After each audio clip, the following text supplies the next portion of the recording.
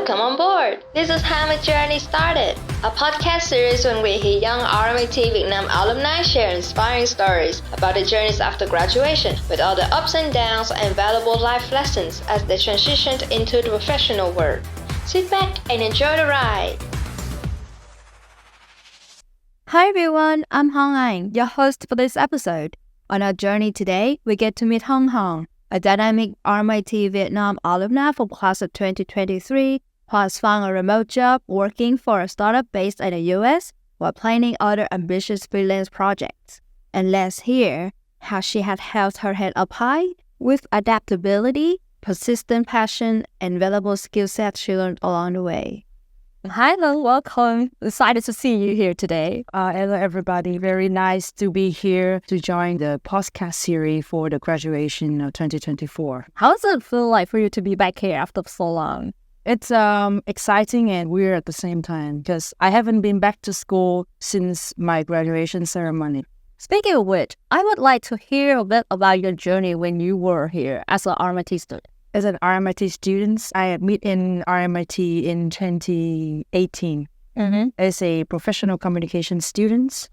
And then it takes me quite a long time to graduate, which is last year in 2023. Since I was in RMIT, I had joined a lot of activities. Most of them are related to event organizing. So I was a member of Red Team RMIT Event Tribe under Student Life. And then I also a member of TEDx RMIT organizing team for 2 seasons. How was your journey ever since transitioning from university life to your professional life? I think kind of smooth because I had been working before I graduated. Right now I'm working for a startup in technology based in New York. So basically I'm working remotely. It's really interesting that you work and you studied here and now you work for a New York-based company. The environment must have been really different. So can you share a little bit more about it? I would say the first difference is the time zone, of course. I work in an unusual time, mostly after 8 p.m. every day because my company members are all over the world. The second things that are so different is that we don't have a lot of bonding between employees and companies together because we are so far away and I rarely see them in person actually. So the connections between me and my coworkers are mostly based on the work that we are doing in the company. I think sometimes I feel quite isolated because there are times when I only work for this company alone. So I will spend most of my day at home looking at the laptop screen. Actually, our company organized a lot of conference and events around the world. And if I had a chance, I would be traveling to Asian countries like Singapore or other Southeast Asian or Taiwan. So I think it's really fascinating because we don't talk a lot, but when we get together, we have a lot of time to share about our experiences and get to know each other. It's actually very fascinating. How did you actually know this opportunity? One of the RMIT alumnus, she introduced me to my current boss right now. So since then, I have been working with him until now through 2 of his company. You also mentioned you have other jobs and like projects here and then, right? Actually, this year is gonna be a very busy year for me, I think, because I'm working on 4 projects at a time. Yeah. And the first one is my current job that I mentioned before. And then I also work as a content developer for a KOL, Denology. I was also in an organizing team for a upcoming big event that we are going to have this September. I would expose the name to you a little bit. It was TEDx, Ho Chi Minh City. Still in the planning stage, so we cannot say a lot about it. Final one is something personal. Me and my friends are working on planning for our own startup. So we are collaborating with different young artists, and they will give us their unique design, and then we will make them into different stationery products, and then we're going to introduce their art through our products. So it's a win-win situation. It's everything so far really sounds like everything is always smooth sailing and in your favor. Has there ever been a time that you actually have to encounter like obstacle and any bumps on your journey? I don't know about other people because to me, I think all the paths have obstacles and bumps. But for a freelancer like me, there are times when I can't find any job at all. So sometimes I still find myself lurking in LinkedIn to find job and other job platforms. Sometimes a little bit depressed. Another thing would be a lot of employers that I met put very high expectation in students from international university like RMIT. My way to overcome those things is that I really have to understand myself a lot.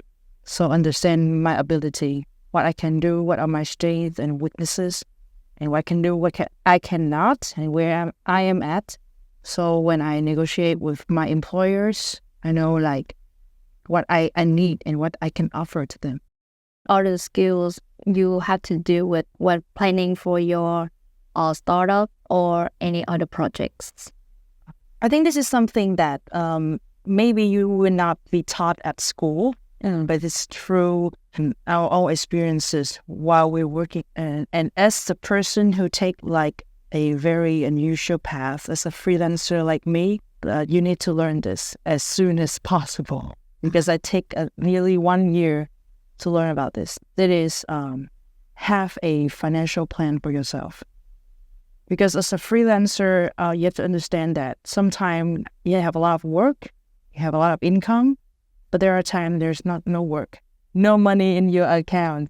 I think a financial plan is very important because I fail and I learn. I see that there are months that we need to save an amount of money, have to plan that out, or we can make small investment here and there. So to keep our income stable through each month, so that you can go on this path as far as possible. Yeah.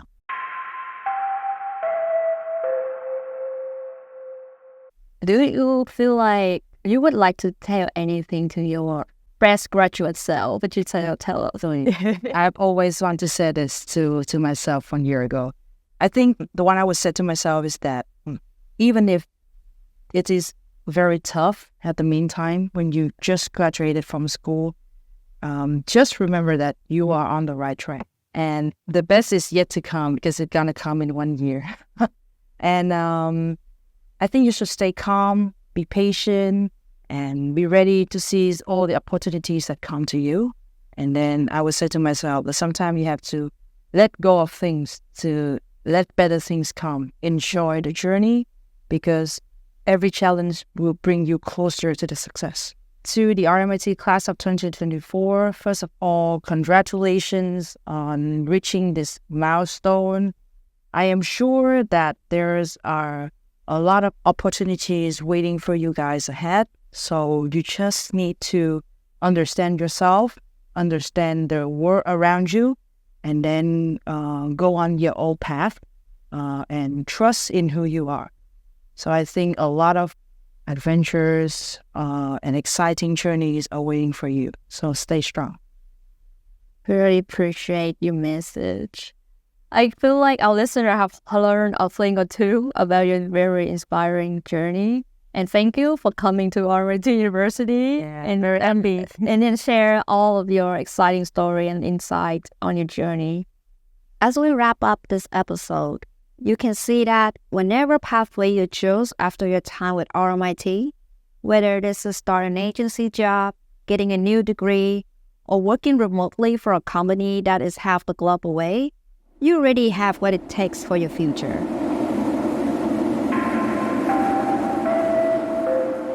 Thank you so much for joining us. See you again on another episode of How My Journey Started.